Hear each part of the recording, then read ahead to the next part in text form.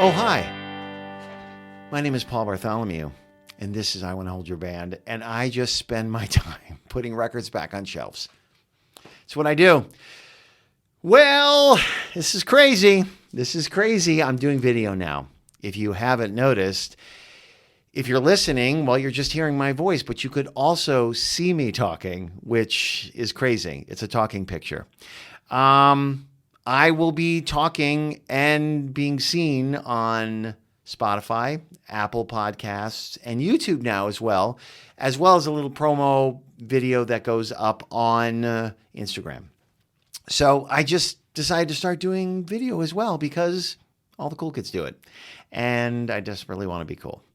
So some of the episodes, as I mentioned in the episode last week or 2 weeks ago, will be virtual. Some of them will be in studio, and it'll just get mixed up to kind of keep you on your toes. But today's guest, okay.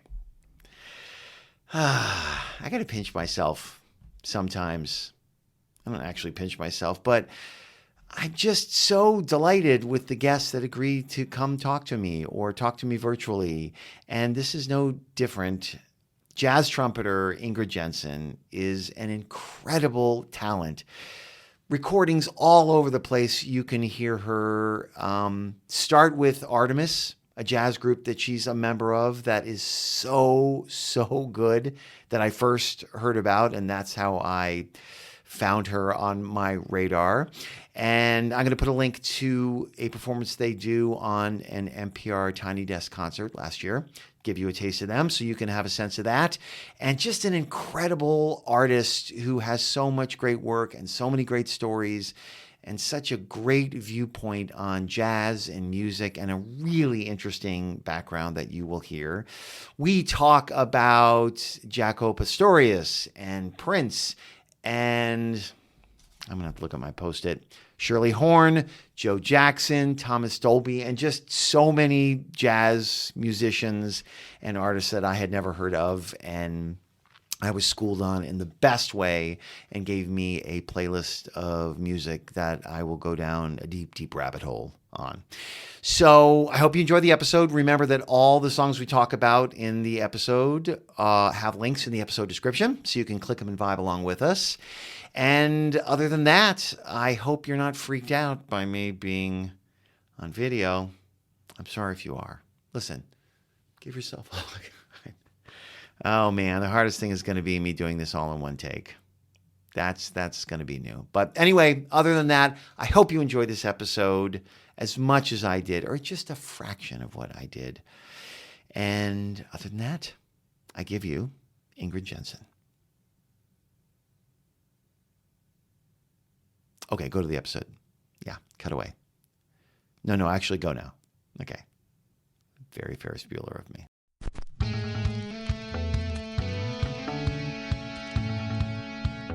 Oh my God, look at that face. He doesn't even know how cute he is. Are you cute? Is that like a beagle kind of? He's a Chiweenie. A Chiweenie? What's a Chiweenie? Oh, Chihuahua wiener. Oh, what's his name? Donnie. Donnie the dog. Donnie, you are adorable. I don't see how you couldn't know how adorable you are. He doesn't know.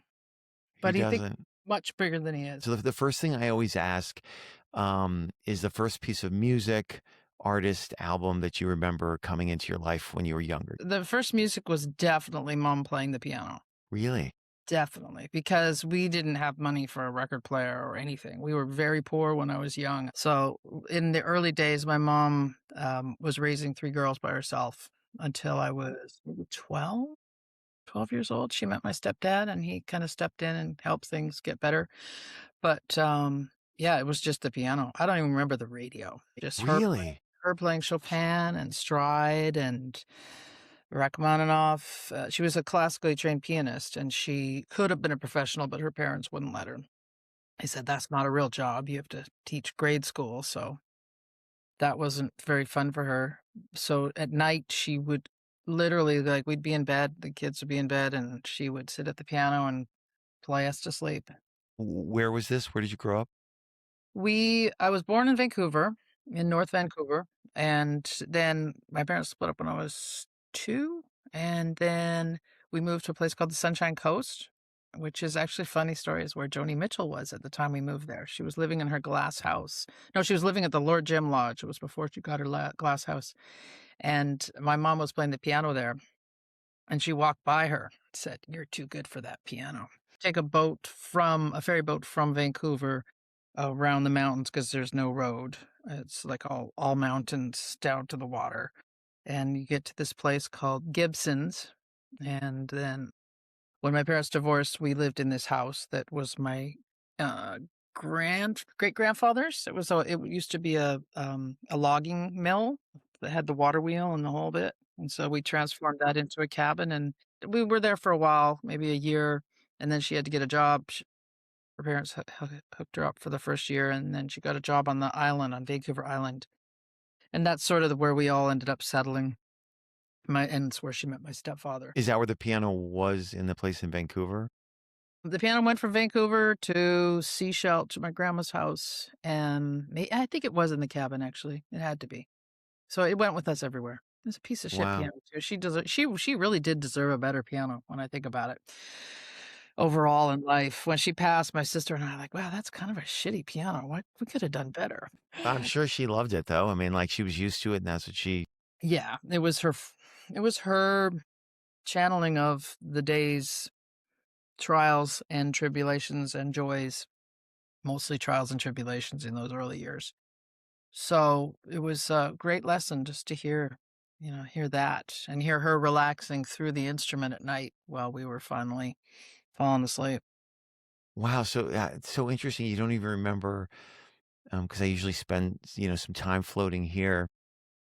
You don't even remember a radio really. So how did, with someone who's such a proficient musician, like when did music come into your life kind of then? It I was mean, it was your really mother, I mean, it was always through her. I mean, we eventually got radios, like, but when we first Right. started out, when it was just the piano and us singing songs, and like we were like little hillbillies living in the middle of nowhere on a little spit in the ocean, coming up with as much creativity as possible. I think back on those times. It's like, wow, nobody gets to live like that anymore. Right. Completely unplugged and not by choice.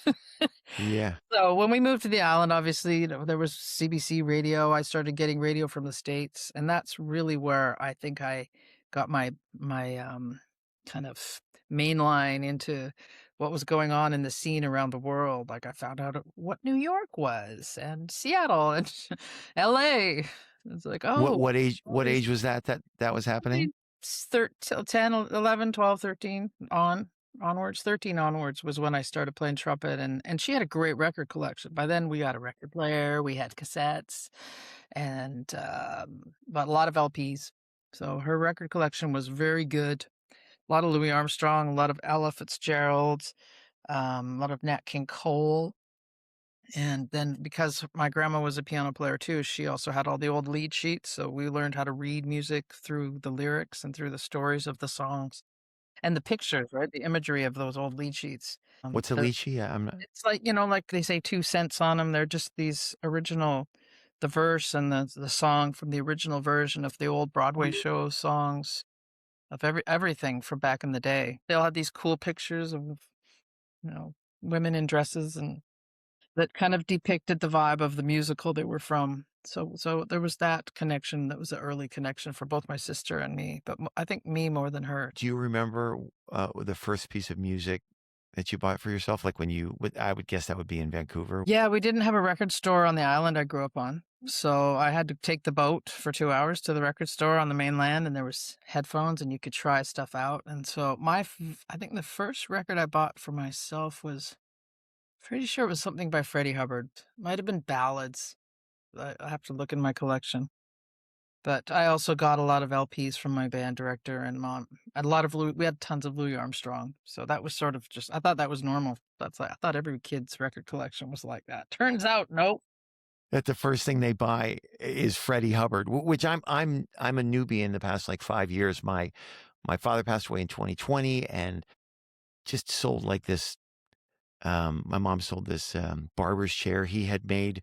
I took some of the money and I bought a record player, and I just started collecting records, and I found my way to jazz, and I have it's been just a really great journey so far. But Freddie Hubbard is one of the people that I love. But it's so interesting that I mean, not that it has to be a perfect timeline, but how does a kid growing up with listening to your mom's piano music and things, like one of the first records you buy, did you know of jazz? What attracted you to I go? did, yeah. I had a really good, pulling up my list of what I sent you too, because it's just, it's impossible. That list was impossible, just so Oh, you it's impossible. For someone like you too, I say this to musicians and singers and songwriters. I'm like, you could fill that out differently every day. It's really just, Yeah, I went through, and I'll tell, once I get these general questions, we go through them. I pulled songs and artists that I don't know or not familiar with, and just, it's just to kind of learn me it's on some new great though. music. It's a great experience. I'm actually gonna have my students do this at, as a entry for my improv class at Manhattan School of Music. It's a Oh, wow. very similar idea. I think it's a really great way to get people to kind of commit to what they know is connected to them rather than what they think is hip. So, I mean, is there an answer? Maybe you don't remember why jazz, why you selected, like why the first thing you bought was Freddie Hubbard because you had a good teacher? Is that why? It was the environment my mom brought us up in. She just brought I think the second record, actually, now that I think of one of the in my early days of buying records was a Miriam Makeba record. So, I didn't know anything about African American culture, let alone African music. We're from an island in a very, very Blanco culture. Lots of classical music. My mom's exposure to that she gave me immediately to she exposed us to Louis Armstrong and Oscar Peterson, Canadian. If you haven't checked out Oscar Peterson, you're gonna freak out when you listen to Night Train. It's about the most swinging record in the world. I should put on the list. But the Canadian jazz scene, actually, because of the CBC, we have this great Canadian broadcasting radio. It's kind of like the NPR of the US. But at the time when we grew up, there was just, you heard Canadian jazz musicians who were amazing. A lot of them went to New York, to the States, came back to Canada, and created jazz adjacent community to the US jazz scene. And so there was a lot of exposure through the CBC, and then, like I said, we were close enough to the States, we could actually get some stations from Seattle and Bellingham, which were really, like super, super gateway information sources for me. I had a list. I kept a list of trumpet players. I started playing trumpet. I'm like, I love the trumpet, and I was a nerd, and I like Bliss, and every time I'd hear a name, I'm like, oh, Charlie Shavers, I got to find that. And so either through band directors or through the library, whatever source I could find, I'd figure out who these people were. When did you start playing trumpet? Grade 7, which I guess I was 13 years old, 14 years old. It was a little later than most people. But I was already playing piano. We grew up, all of us, all three girls, we grew up crawling on the piano and figuring out whatever music was in relation to our own curiosity. Let's start with one of your favorite songs, Three Views of a Secret by, is it Jaco, Pastorius? Yeah. Never, 1981. Never heard of that artist, that song. Tell me, when did that come to you? Well, that record is a desert island record, and everyone should listen to it. If they like jazz or not, I don't care. Because the first tune that actually comes before it, to me, they go together. Jaco was, if you don't know, he was the greatest electric bass player that ever lived. He died too young, had some personal problems. But his videos, if you go Googling him and watch how his energy online and watch what he did with Toots Thielemans and all these other great musicians, Michael Brecker, Joni Mitchell. I mean, find an interview of Joni talking about Jaco. You'll really get a sense of who he was. But he was a genius. He really was a genius producer. So the very first tune that happens before this tune is almost to me like the yin and the yang of great music making in the world and the great energy of humanity going from total pure chaos, because there's always order in chaos, as much as people don't like chaos. Then it goes to the most beautiful tranquility of a melody that if you don't like it, then you probably don't like music at all. You have no sense of joy or beauty in your life if you do not like this song. I'm sorry. And it's like the ultimate release. So it goes from the intro, I can't remember, maybe it's called Three Views, and then it goes to this release into Three Views of a Secret. So that's just it's gorgeous. Did it come to you later? A lot of these songs. I mean, it depends as I go through them. Career Probably or when I was at earlier? Berkeley in Boston. I think I got my mind blown pretty well daily by people exposing me to things that I just wouldn't have heard because I grew up on an island with limited resources, um, and was just listening and digesting everything that was given to me from all of everything under the umbrella of jazz, I would say. Not so much pop. I didn't hear much pop when I was growing up. My mom was she was a real jazz purist, actually. She did not like the pop radio music. We'd put it on and she'd get really stressed out. So we're just like, screw it. We'll listen to, John Coltrane or Wayne Shorter or whoever. We'll just put something else on that makes her feel better. And she'd always agree, like, that's better music. Or Duke Ellington, Count Basie. Now she'd be like, that's good music. Did So your siblings? Are they two other sisters? I have an Yeah. older sister who played the trombone, which I actually wanted to play trombone, but she ended up playing it first, so we didn't get along very well, so I was delegated the trumpet, which I'm actually glad happened because Feels like it worked out. it worked out okay. I figured it out somehow. And my younger sister played saxophone. She does play. She's a professional saxophonist and a great composer. I think I put some of her music on the list. Ingrid Jensen. She's a really great composer. So in a way, and she says this too, it's like the music that I made her listen, I forced on her is accumulated in her how is it Michael Singer says it says you are your lived experience. You know, you are the accumulation of your lived experience. So a lot of the music I played for her, she gives credit to where her direction went compositionally as a result of what I got from other people. It's just a cycle of sharing sounds and then reflecting on the environment we grew up in, which was just beautiful. Like we're out on the water, in the country, on the ocean, with big trees and quiet and rain, and that vibe that if you're into music, it's a really good place to be doing it. Did either of your other sisters have any kind of exposure to pop, or everybody because of that? Because your mom did want to listen to it. Are they Um, all in the same kind of? Me, I rebelled, of course, being the middle child. The older sister, she ended up living with our dad because she moved to the big city to be with him and didn't continue playing trombones. She was doing other stuff. But Christine and I, we both were on the side, kind of digging into things. But I didn't hear the Beatles till like when I was 17 or 18. I was like, "What? The Beatles? Who are they? Oh, they're really good." But that's how our record collection was sort of kind of curated by mom and her purist taste, which was fine.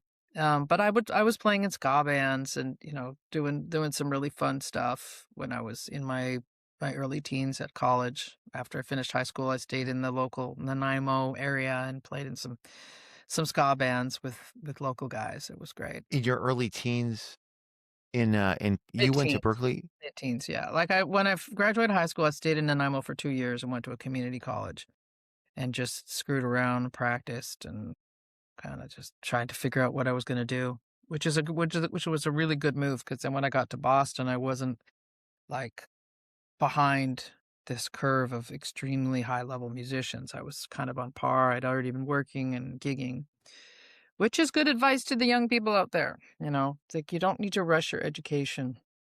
You don't need to be a hotshot 16-year-old when you go to your first year of college. You can be kind of just figuring stuff out. So is that collection still? Did you all grab it or steal Yeah. from your mom's collection? When mom passed, we went through her house and we were able to divvy up some stuff. And I actually finally just brought home a couple of records that were stored at my dad's. So my dad's still around. He's 92. But he was storing some things and I brought back some records that I completely forgot about. And I was like, oh my God, this is like autographed records by Phil Woods and the Phil Woods Quintet, which was a big influence on me when I was 18 years old, 17, 18 years old. The piano player in there by the name of Hal Galper really like mentored me. There was a lot of elder statesmen if in the jazz scene who, as soon as they heard me play, they didn't see what I look like. They're just like, "Oh, we need to treat her like any other keen young musician that needs to learn more stuff." So that That's record great. reminded me of that period of my life that was very important. I went to a jazz camp that had all these people in it that were my age and really serious musicians, and then the faculty were like stars, and so we got to have a really great time just making music. That's cool. Well, speaking to gently go into the pop, not to offend your mother. Oh, it's a Um, but she's how about one of your how about one of your favorite love songs, "Adore" by Prince from Sign of the Times, 1987? Woo! You How'd know that what? come into your life? That I can remember where I was when I heard that, and when 1999 the movie came out, we went to it during band camp in Courtenay, which is hilarious because Courtenay is like this tiny little town north Vancouver Island, and you would never know that the Prince movie would be playing at a theater there. And we went to see it, and I was like, "Oh my god, who is this? What is this?" It's just so important. Such a mastery of genreless, genre-breaking sound. 'Cause to me, it's like when you grow up in the middle of nowhere too, and somebody says, "Oh, this is jazz, this is funk, this is pop," you're just like, "Whatever, this is music." That's all it is. Like, let's why do I have to put it in a box? Yeah, Seems like a waste of time. Seems like you're trying to tell me what art is. Can't tell anybody what art is. In the indigenous language, they don't even have the word art. When you start studying the indigenous culture, like the Cherokee Nation, they're like, why do you have to call it art? This is what we do every day. This is an extension of our day-to-day existence in relation to the earth and to the surrounding inspirations of energies. So that's a mouthful. that's I feel like fantastic. in a way that's how I was brought up though. Nobody ever was like saying this, putting these huge labels on things like now you can go to the Grammys and get this for this. It's like, whatever. You know, categories, schmategories. So how about, um, so that was you had mentioned that's one of the people I was gonna ask you about was the Seventh Avenue, the song by Woody Shaw, Live at the Village Vanguard. That specific song, I mean, you could pick tons, I'm sure, by Woody Shaw, but what is it Well, about that? actually, here's the fun part. That was written by Victor Lewis, the drummer, but it's a Woody Shaw record. It's on his record, Stepping Stones. And so the composer of the song is Victor Lewis, but the player is Victor Lewis with Woody Shaw in Woody Shaw's band. And when Victor was, actually just recorded the last record he ever made. I got to be on it with him, and he's not playing anymore due to some health issues. And it's a record you would probably dig. It's called Civil Disobedience, Civil and Disobedience. it's a record that I did with some pals here in New York, great musicians, and it's all this music from Bobby Hutcherson and a lot of, civil rights era jazz songs that were kind of, they were playing in relation to the moment and the time, um, that relate to things that relate to today. So fast forward when I thought about 7th Avenue, it's the sound of New York. When you hear that song, it's 7th Avenue South was a club where they all played, Victor and Michael Brecker and Randy Brecker and Jaco and Pat Metheny and John Scofield. All these heavy, heavy cats back in the '70s played there and really developed their sound. It blows my mind, the more I keep getting into it, it gets even I'm even more I get pulled in even more to jazz and, I'm trying to expand. I seem to like, one kind of I think probably would it be hard bop? Like, Yeah, maybe is that yeah. yeah, yeah. A lot of I people really get like sucked into the hard bop scene because it's just such a language. It's such a speedy language. yeah. What's your background? Are you a musician of sort? I played a lot, all my trainings as an actor, but, I played the piano all my life. I played in middle school for a brief time, I played trumpet, Okay. cornet, All right. but no, and I play the guitar. I'm, fairly Ta-da! music. Ah, there you go. Broken. I have to fix this one. It's an old beater. But, okay, so you've Um, gotten around the room. yeah, but I'm definitely a musical, which is one of the reasons I did this when I first started. A friend's like, "You should do a podcast." I'm like, "No, everybody has a podcast." And he's like, "Well, but just do it for yourself. Well, what are you interested in?" And I called it "I Want to Hold Your Band," not just to be like cheeky with the title, but because I didn't have. I mean, in a way, I wasn't living on an island off the coast of Canada and Vancouver, but I was in a musical island kind of. I love music. My dad was very musical, had a bass and a guitar, played in a band, but I never I didn't have that friend who's like, "Hey, you gotta hear this," or so, and I have so many blind spots. So anyway, that's why, I love it and I play instruments and things, but I love hearing that. I mean, your list is gonna send me down rabbit holes for a long time. That's the idea. I hope it Yeah. will. It sent me down rabbit holes. I was like, "Wait, I didn't put Rufus Wainwright on there. Shit." Oh my god, There's I so many love people that are offshoots of all these things, like, it's nobody is an island in this music world when it's good music yeah. to me. When it's good musicians like Sam Amidon, he's got Kenny Wheeler on there. Like, there's all these, threads of connectivity between people who give a shit about what they're doing versus people who just wanna make a career and make money and be a pop star with in relation to the branding ideas, right? Jazz is, as you're noticing, people in jazz very rarely are focused on that side of it. Maybe it's changing a little bit now because of the technology and the social media. But when I came up, it was just I'm like, wow, there's so many real people. Look at all these real people. They're so interesting too. Everyone has these stories. So you think you mean that jazz is more focused now on the marketing aspect and, all that?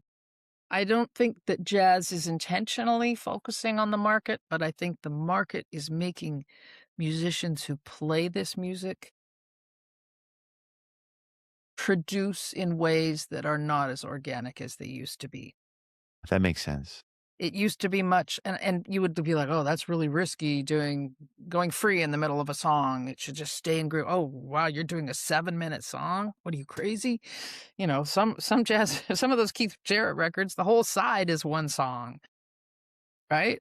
So now we're in this place of, I don't know, it's just it's a little overwhelming sometimes to just be who you are without being Yeah. influenced by all of those pressures of sell numbers, likes, hits, followers. And I especially the younger generation, I feel really bad for them. They're missing out on those long phases of just searching for who you are and figuring out your shit by sucking. And Well, because you can't get away with sucking anymore.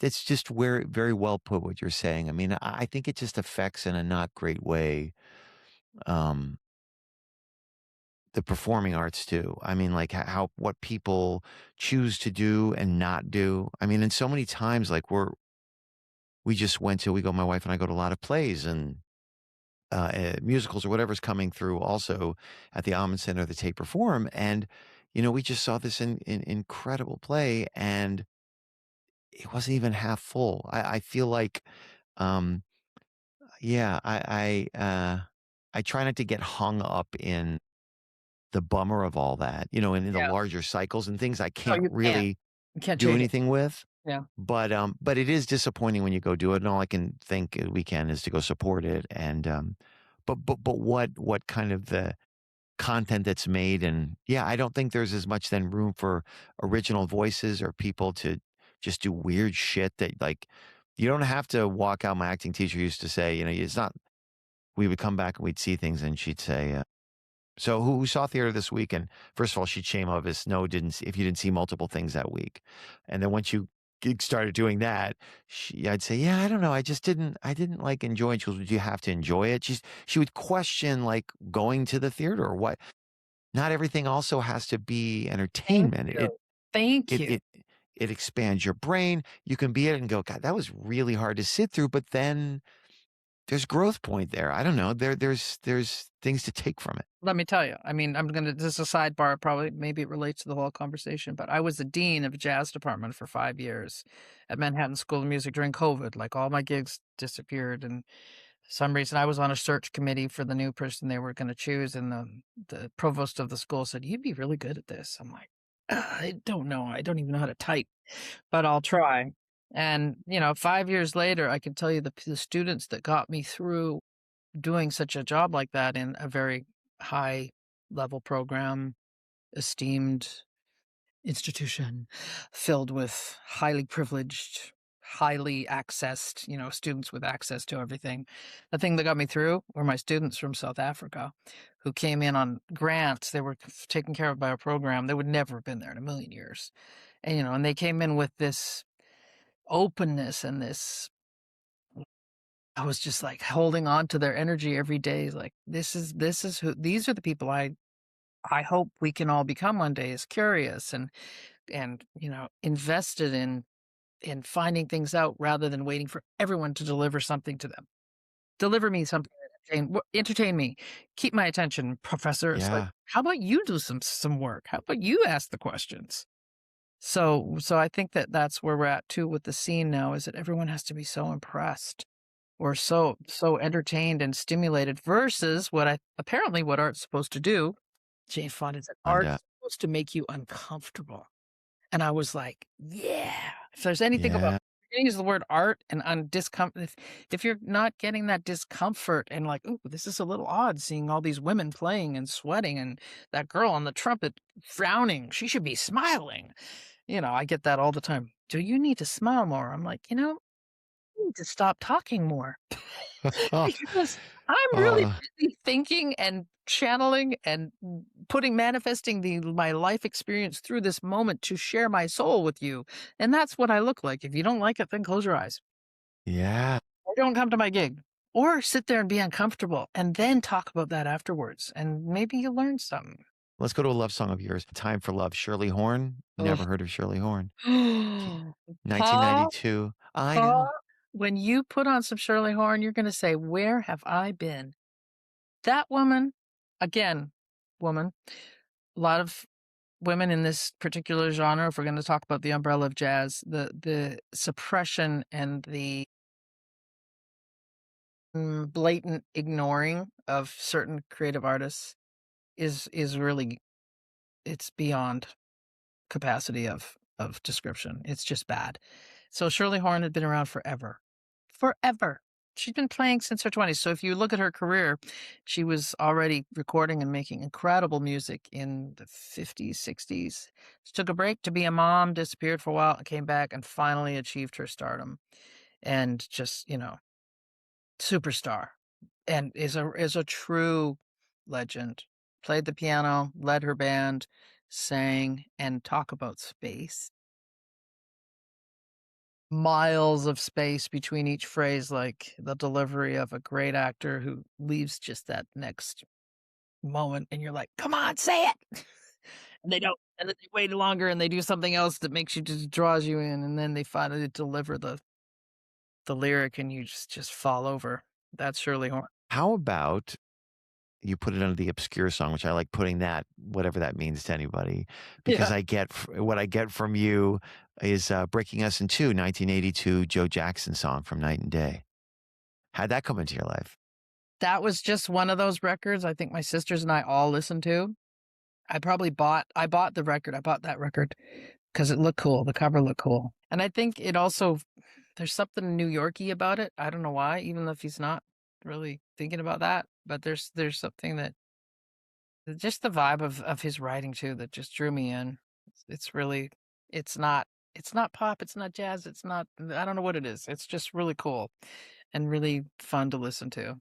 And what I forgot on there is Hyperactive, Thomas Dolby. Oh my God. Tell me about that. Do you not know Hyperactive, Thomas Dolby? Oh. See, I wonder if I would know it. What? Here, wait, let me look and see. Oh, it's so good. It's just when you put songs that get me jacked up, I'm going to put that one on when I go to the gym next. I'm going to listen to some Thomas Dolby. 1984, the album is The Flat Earth. Yes, The Flat Earth, Thomas Dolby. Yeah. My, What? so good. When did you first hear that? Do you remember? I think in grade 10, which you guys in the States call what, sophomore year? Yeah. We in Canada, we just go 8, 9, 10, 11, 12. And then Makes you're out. sense. Uh, yeah, but I remember where I was in junior high when I heard that. It was just Where like, were you? "Oh my god." I was probably in the band room. Somebody put it on and we just went. We used to listen to music on during lunch hour in the band room. It was great. And all kinds of music. So one other that I put was, and you mentioned Kenny Wheeler from New High, the album from 1976. Tell me Mhm. a little about that. I don't know Kenny Wheeler at Well, all. Kenny Wheeler was, one of my heroes. I heard him when I was probably in high school, and his technique was extremely, like, really wide range on the trumpet. Not like screaming like Maynard Ferguson, as much as I love the Maynard Ferguson sound of, like Rocky, that really shrill trumpet, bright not shrill, but bright and very zingy, and that wasn't a sound I had in my head. So when I heard Kenny's sound, I was like, "Oh, it's so warm and so beautiful." And then he's also playing really high notes, but they're also beautiful too. I want to do that. So he had a big effect on me. But I had a lot of challenges. I didn't really figure out how to play the trumpet till I was in my 20s. I moved How? Why? I just got by just being an ear player and figuring it out on my own, having some okay teachers, but I didn't have, there's like these kind of gurus around the world that teach the trumpet. And once they teach you how to play it properly, it's easy. And that's how I live my life now, is to try to make it easy for other students, um, through sharing those incredible insights into the body and the instrument and the physics of it all. But long story short, when I heard Kenny, it was his music, his sense of this Canadiana kind of connection, even though he lived in London and moved to London, but he was from Canada. So he was considered a Canadian legend, and he was coming from the environment I came from, which was not New York City or LA.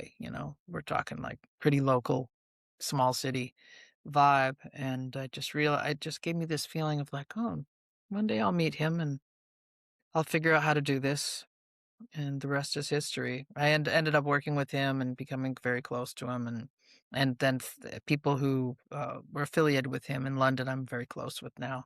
Well, that's it. Thank you so much, Ingrid. I wish it could have been in person when I was there. I always, it's only my second virtual one, but it's great. I loved meeting you. I'm excited to get more into your work, and you're just incredibly talented, and it was delightful to talk to you. Back at you, Paul. So great to meet Yeah. you, and I'm glad we could finally line it up and things.